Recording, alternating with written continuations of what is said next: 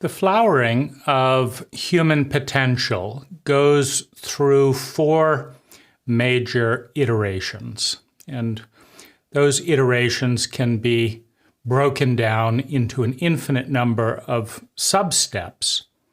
But it begins with the reptilian brain and life's breeding for competence. The reptilian brain consists of a protocol of fight, flight, freeze, and please. And it consists of running away from larger sociopathic energy forms that will consume us, fighting and consuming smaller energy patterns that can feed us, can nourish us, and hiding or freezing when neither of those protocols seem likely to be effective. And in a later iteration, amongst certain animal partnerships and humans, a form of ass licking, where you pick an energy pattern that has power and provide value on condition of on condition that one is protected. And so in this way, the smartest reptiles survive, right? Because if you're dumb or you're slow, like if someone comes to kill you and you just stand there, you're dead and so is your gene pool, right? So stupidity gets weeded out of the gene pool. Ineffectiveness also gets weeded out of the gene pool, right? If you're too slow and another pattern of life is too fast, you are consumed. If you're too fast and another life form is too slow, it is consumed. And what results is a triangular selective pattern where up at the top you have the smartest, fastest, most nimble, most intelligent forms of life on the planet, right? And so this is life breeding for competency. And it's the first stage of life on the planet. It's the first stage of human development. Now, this instinctive pattern, this instinctive reptilian pattern of run away from anything bigger and feed on anything smaller and freeze, when neither of those seem to be expedient or effective, is first kind of illuminated or kind of enhanced by what we might call the rational reptile. As the rational brain comes online, the first thing we do is we become more efficient at running and fighting and freezing. And that element of pleasing can come in. I'll do this for you if you protect me, right? So you get this dance of fight, flight, freeze, and please as the sociopathic protocol of the reptile is enhanced by the pattern recognizing brain. And the pattern recognizing brain is also, creates, a 10x improvement in efficiency by allowing things like correlation. The pattern recognizing brain, the rational brain, can say, it seems like the best time to feed is when the tide is coming in, or when the tide is going out. When the tide goes out, this and this tends to happen. So I'm going to feed when the tide goes out. And I'll be more efficient, I'll rest, etc. at other times. And so the pattern recognizing brain is, just a massive edge for the human animal, right? We're going from reptile to human animal with pattern recognition, the rational brain. Now, the rational brain is also the swing brain, because what happens is you can imagine a flower, a bud. And in the coldness of winter, in the coldness of scarcity and pain and incompetence, right, the bud is very, very tight. And it starts out in this in this reptilian state.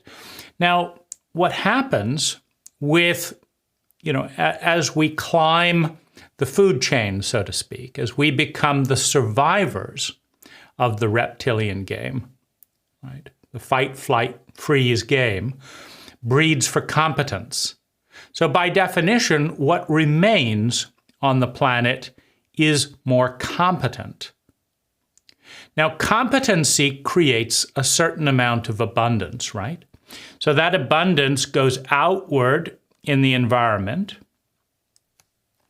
creating a more pleasant environment.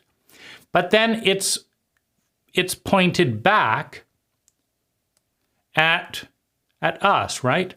When there's a more pleasant environment, there's more luxury, there's more wealth, there's more enjoyment, right? And that's a form of temperature increase. And so we open up, we start thinking, we start imagining, we start understanding things. By winning the competency race, we start understanding. We create enough abundance that we can reflect, that we can think about things. The world becomes a warmer, more abundant place. And in the space that creates, we evolve, we develop the rational brain. Now, the first exercise of the rational brain, right? Because this is another layer of the bloom. The buds are starting to open.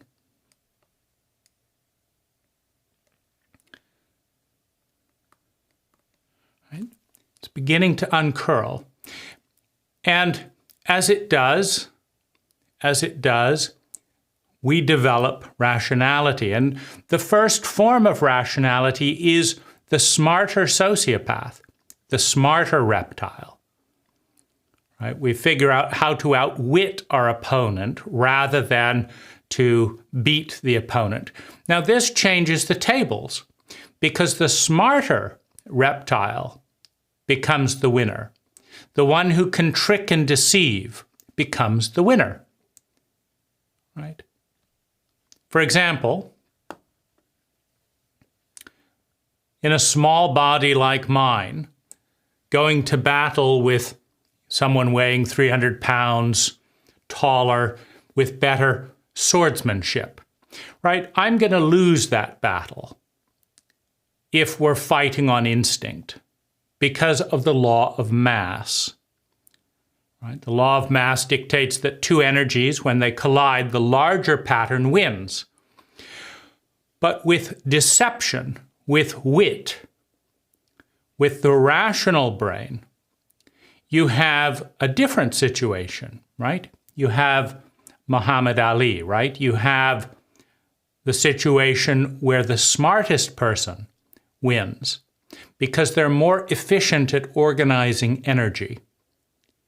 The rational reptile rises to the top of the power chain. More deceptive, more cunning, right? More sophisticated models of reality start winning over simpler, dumber, more instinctive models of reality, right? And so you have an ascent, a development, and that development creates even more abundance. Now, you also have something called enlightened self-interest. And it goes like this. Yes, we could go to battle and we could duke it out with swords. But if we do that, one of us is going to be dead. We're both going to be tired. Those aren't good odds, 50-50, right? Even 70-40 or 70-30 are not very good odds because, after 3 or 4 fights, we're going to be dead, right? And so the rational sociopath develops what's called enlightened self-interest and says, look, you don't want to die, I don't want to die. Why don't we agree to do certain things, right? Agree to do certain things, and if we do those certain things, we won't fight. We'll flip a coin. For example, it's way more energy efficient. Flip a coin rather than have a duel. We'll go to a judge, the rule of law. Way more efficient. Now, the big guy still wins, right? The one with the best attorney, the one with the most bribes for the judge, they still win, right? But both people are still alive, right? As you move from the irrational sociopath to the rational sociopath, there's a conservation of energy. More people survive physically intact. And what's more, because of that cooperative framework, it's not based on trust, it's based on fear. It's based on the trust in fear. You don't want to go to jail. I don't want to go to jail. So I trust you, I trust the police to make you scared enough that you'll pay your bill. Right? So it's trust based on fear. Now this creates cooperation. With conflict goes down, cooperation goes way up. There's a framework of trust, of belief, and accountability. Now this creates a tremendous amount of superabundance. Cutting down on death. Being able to count on something. Being able to make plans for the future. Being able to make alliances and say, I don't like you. I'm sure you'd steal everything from me if you could. You don't like me. I'm sure I would steal everything from you if I could. But together, if we work together, we could steal something from this person, which we're too small separate. So it's in our interest to form an alliance. Rational self-interest. And together, we'll take the spoils of that other person's business. Capitalism is the rational reptile. I'll put this person out of business by doing this, this, and this. I'll play within the law, right? But I'll tilt the law in my favor, right? And I'll do my best to destroy the other person financially so that I go up financially. Now, this is still breeding for competence. You get the most competent businesses in a competitive reptilian environment. So excellence goes to the top. The best trickery, the best bribery, the best product, the fastest technology. So you have something you have excellence rises to the top with the rational reptile in capitalism. There's a framework that's not really level, right? We all know throughout history that there isn't a level playing field, that the poor get sent to prison for longer than the rich, that the poor go to war and die in greater numbers than the rich, that lower races in cult pecking orders are treated much more inhumanely than, the dominant race, right? So it isn't totally level, right? But because there's an attempt to level, if you can prove the corruption, then you get to go back to level, right? But it's basically the majority, the dominant entity will try and trick the legal system. And the minority's job is to point out the trick and get the level playing field that everyone pretends is going on. We're still in rational reptile, but we're beginning to have ideals, right? So we're a rational reptile with ideals of equality and empathy and, a fair playing field, right? Because that secures the cooperation and the trust that is good for everyone, right? Because if you have rebelling factions that won't participate, the wealth goes down, right? So it's in everyone's interest to have a free market of excellent exchange of energy. And to do that, you have to have at least the pretense of fairness, right? Which is why, even though the dominant powers within consciousness will corrupt, bribe, bully, etc., the justice and, various systems, if it can be absolutely proven that corruption is taking place, then the cost of splitting into civil war in some form is so high that the corruption and the corrupt people will be replaced by other corrupt people until their corruption is proven, right? And so there is this sense of, if you can prove the unfairness, then we'll give you not a fair, but an okay chance of winning, right? And so it's not a level playing field. It isn't fair. It's reptilian. But it's moving in the direction of fairness. Like if you have your wits about you and you don't get duped, etc., you could get a fair shot here. Now, this creates so much cooperation, so much superabundance, that the outer environment warms up. There are more and more resources. And so this superabundance radiates back as warmth on the reptilian brain, and we move into what's called the rational empath. This is when you start caring about yourself and others and understand that it's in your rational interest, right? So before you don't care about anyone else in reality, but you say, well, it's in my interest to pretend to. It's in my interest to cooperate. It's in my interest to be courteous with these people I'd quite happily drive out of business if I could, because I'm a rational reptile. I'm a thinking T-Rex, basically. I'd tear the shit out of you, except, then my businesses would get seized, and, I don't want that. So I'll be polite and warm as I scheme in the background, trying to undermine you, plant misinformation in the newspaper and this and that and the other so that I can get ahead. So that moves towards empathy. The abundance reaches a point, the heat reaches a point where the flower starts to really open. Now, it's not fully open. It's not open with everyone, right? It's cold with this person, but oh, I really love you, and I like you, and I want a better future for my children. And so the temperature, the bud starts opening up into the rational empath.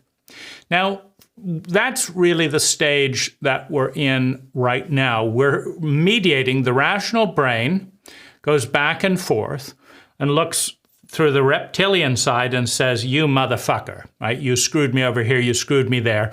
I can't bring it out openly, I can't kill you openly, but boy, am I going to do whatever I can to swing things against you. But oh, hi, nice to see you, etc., right?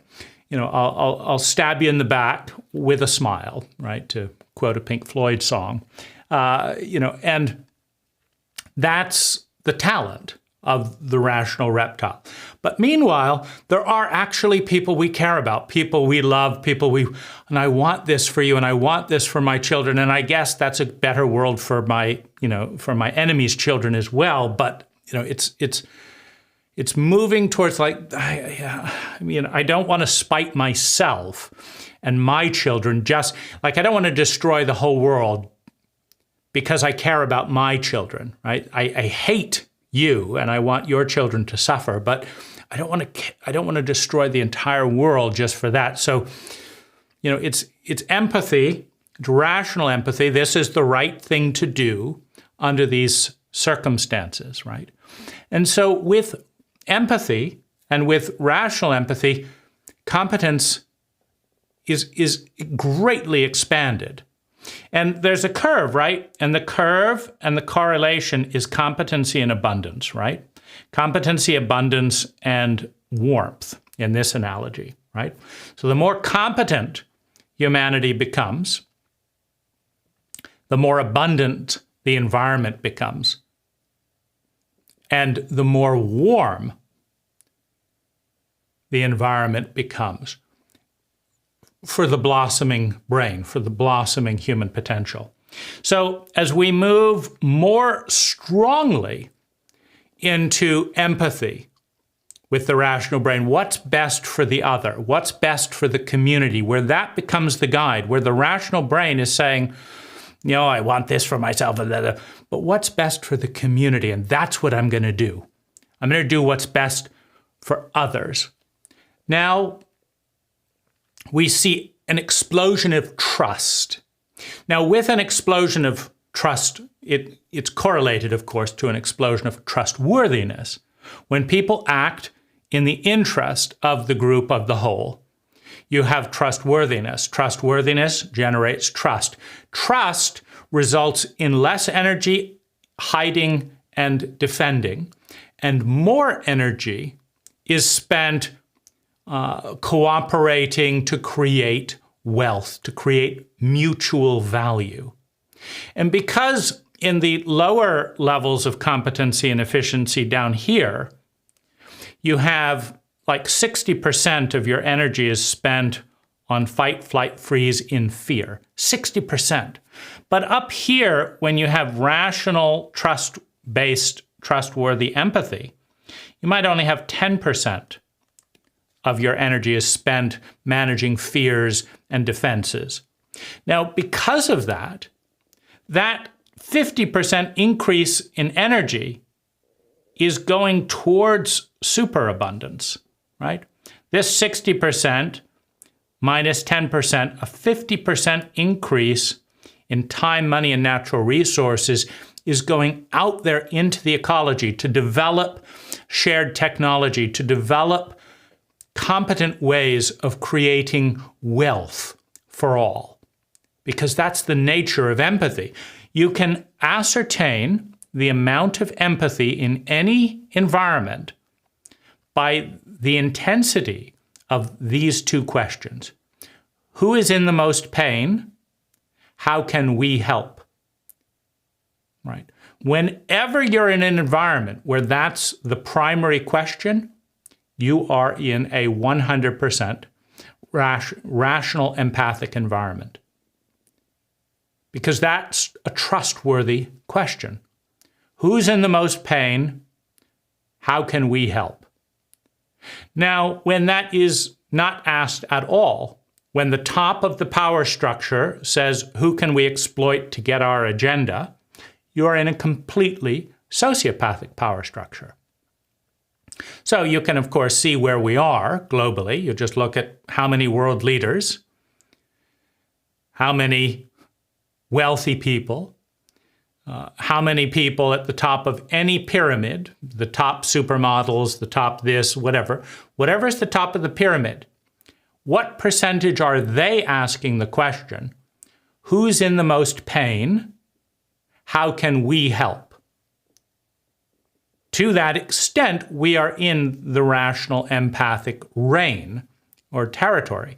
And where we are, in fact, as a global cult or culture, is sometimes we look at the rational sociopathic brain and say, how can I get ahead? How can I kill them? How can I outmaneuver them? How can I win? How can I cheat them? We spend some time there.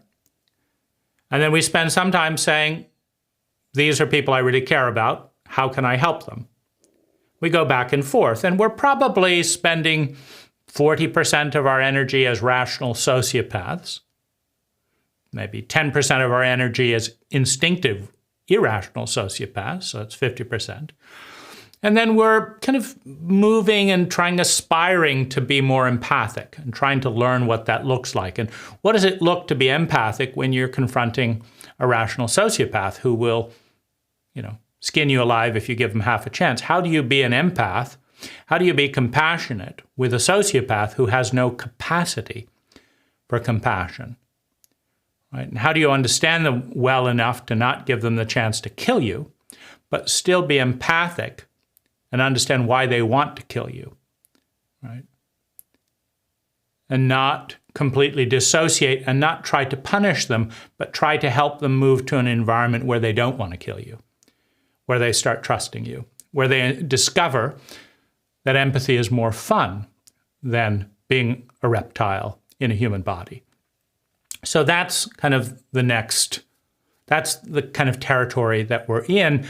And with psychedelics, with meditation, with certain people that have, massively succeeded in the physical world to create all their dreams and are now moving on to something bigger.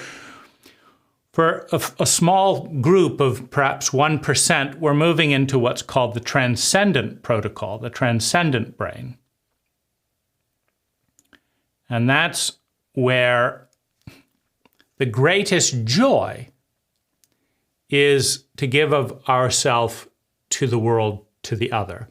The greatest pleasure is to become part of something bigger than ourselves, to transcend the ego. That was so unfair. Did you see the way they looked at me, right? That I've got to get them back for that, right? So that's the rational reptile, right?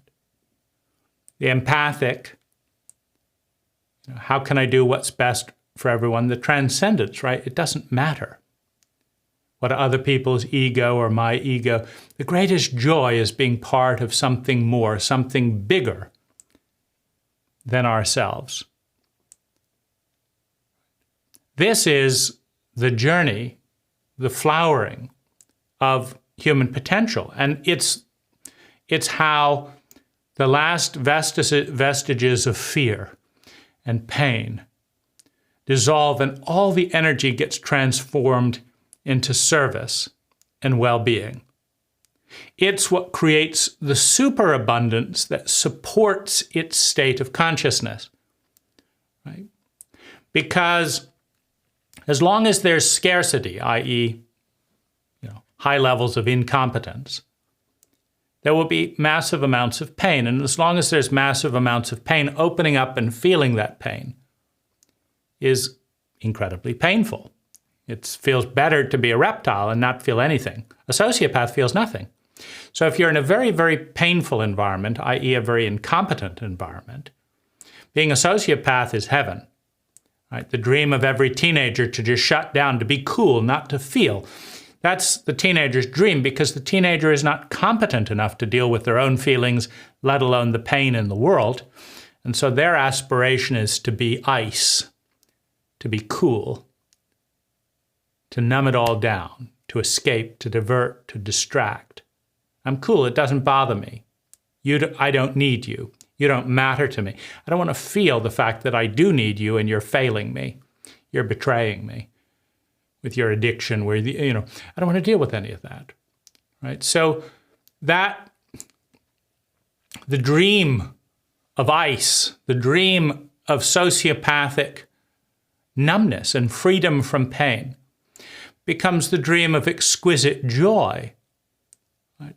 Of creating value for other people, creating trustworthiness for other people, and feeling the joy of them receiving that gift. That's when it becomes more painful to be numb than to open the flower of our heart and be touched by the exquisite joy of loving and being loved. We may be 300 years out from that type of territory if we don't go through an identity-induced trauma, right? Because the ego identifies with whatever it is, i.e. the rational sociopath.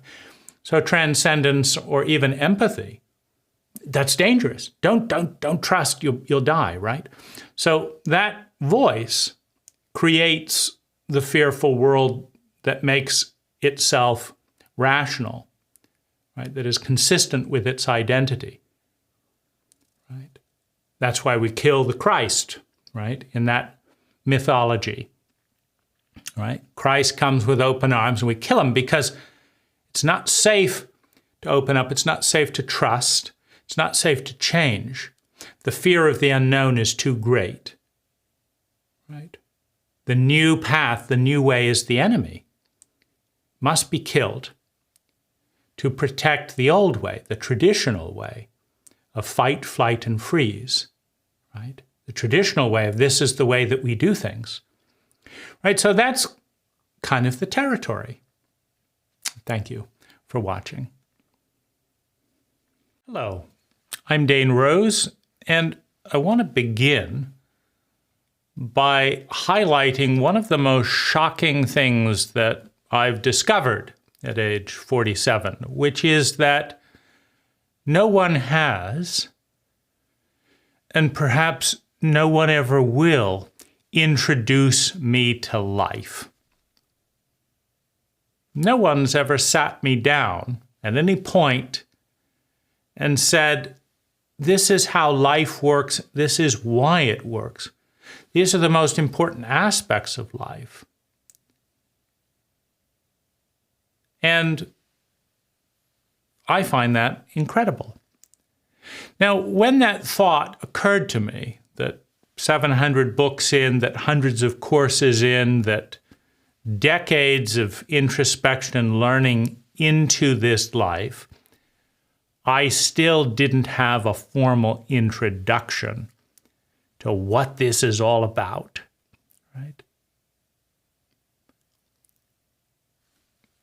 It seems absurd, right? So there's a moment of criticism. Why hasn't anyone pointed these things out, right?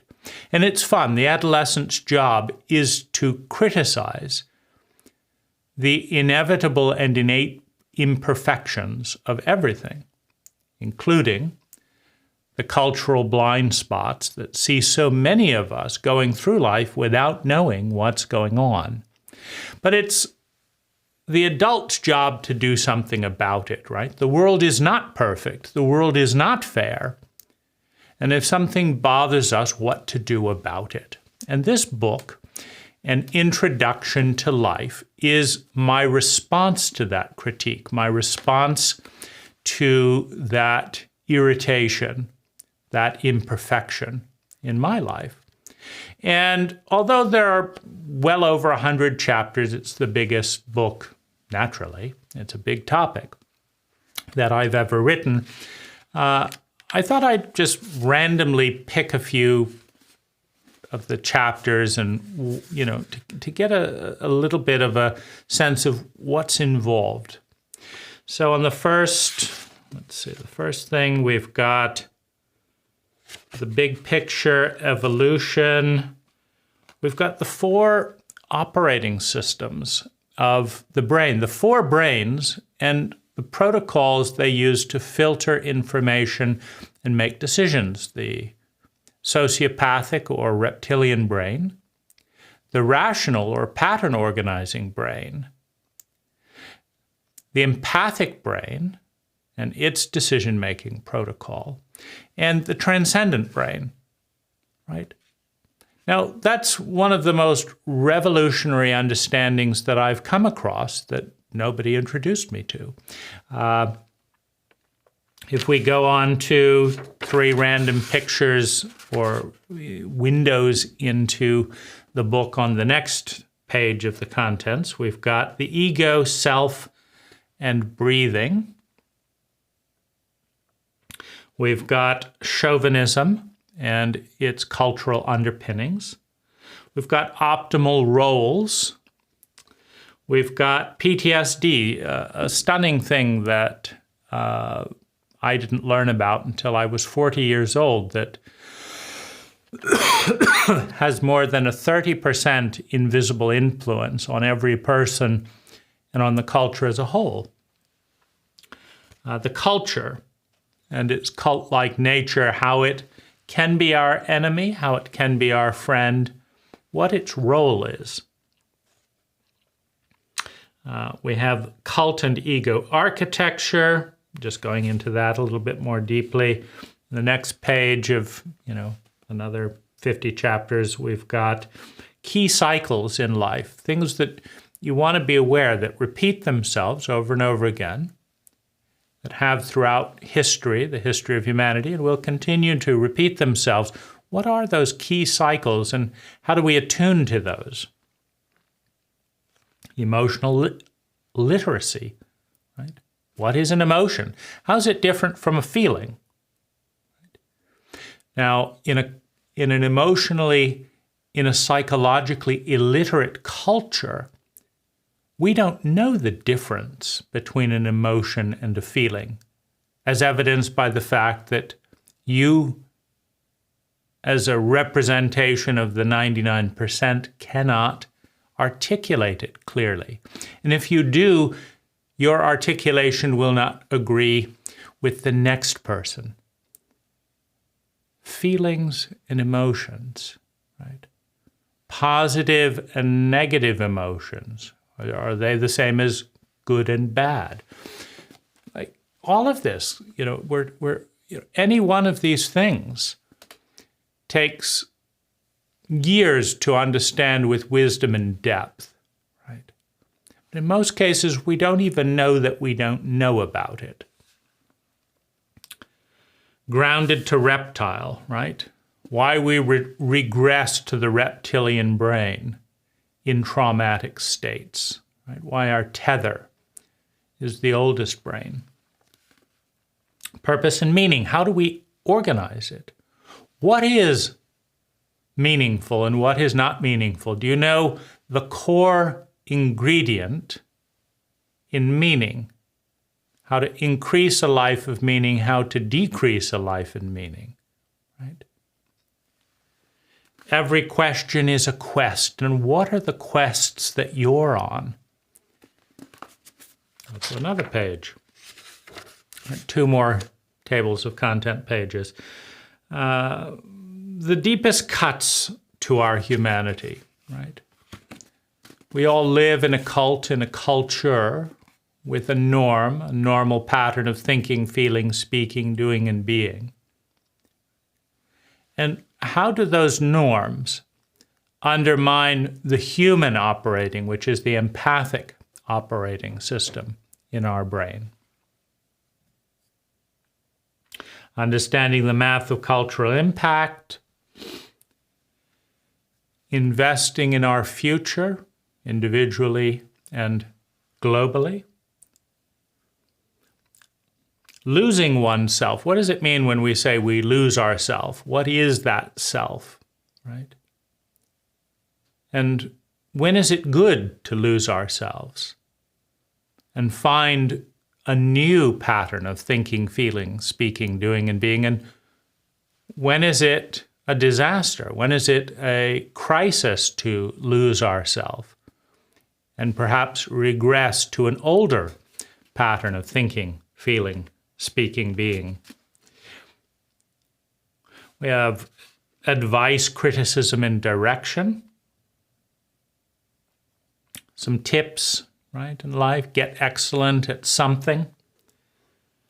The circle in life, right? Why is the circle the most fundamental shape in geometry, in the liminal space between masculine and feminine, between duality and the one? Learn from nature, right? When wrong ideas are right, right? When does a wrong idea take us in the right direction for our sustainable well-being? It's not true, but it takes us to a better place. And in those instances, do you cling to what's true, or do you value the improvement that comes to your life? So a very light dive into the table of contents. But my belief from thousands of conversations, hundreds of books, talking with various teachers, etc., my belief is that if you are exceptional, right, if you are an architect of ideas, if you understand the building blocks of consciousness and ideas and the way they create the illusion of our reality.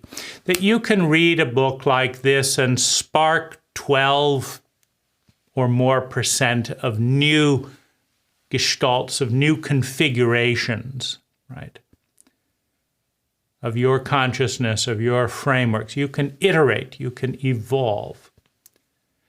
If you're a naive teenager, as I was, 90% of this is useful grist for the mill, new populations of consciousness, of ideas, right? If you're an average middle-aged person, as I am, 30% of this, if you'll skim the chapters and highlight, ooh, there might be something there for me, might be something there here, there might be something there, and then come back and actually read those chapters that speak to you, or use it as an I Ching and open up to something.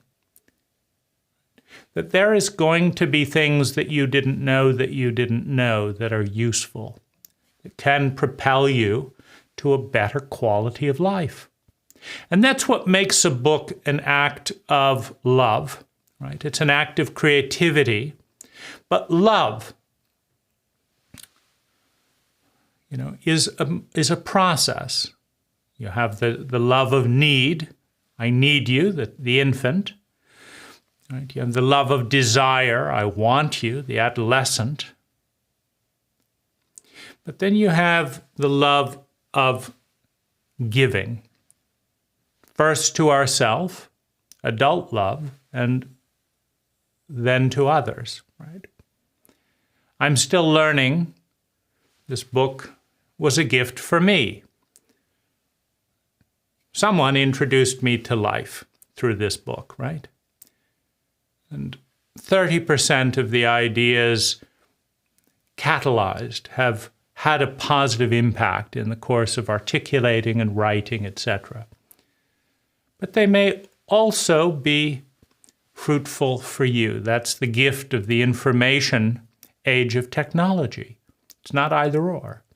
Right? Once I wrote the book for me, I can print more copies for you without diluting. Right? It's a gift to me to talk with someone who's read this book as opposed to someone who hasn't. Right? So, loving enough to care, caring enough to take time, taking enough time to see, seeing enough to understand what is being seen, understanding enough to empathize, to transcend the rational brain into the human realm of empathy, understanding enough to empathize, and empathizing with understanding enough to attune, and attuning successfully enough to succeed at facilitating survival, security of survival, a sense of love and belonging, self-esteem, the articulation of ideals and the paths that take us towards those ideals, called principles or best practices. And the respect we earn by following the best practices that create the world that we state that we want, right? Earned love, self-esteem. By developing our gifts, discovering what they are. I'm good at math. I'm good at listening in a way that people say things they've never said before. Discovering my gifts. And then bringing those gifts deeper and deeper into the world in a way that creates abundance for myself, for others, that creates value. And finally, serving something, becoming a part of something bigger than ourselves. That's adult love, and it's a process of blossoming, right? And if a book facilitates self-awareness, understanding, empathy, facilitates action that leads to increased survival, security, love and belonging, self-esteem, discovery and development of our talents and gifts, bringing those into the world, and becoming part of something bigger. If it does that, we have succeeded at bringing a profound state of love, a transformative state, a useful state of love, an adult state of love into the world.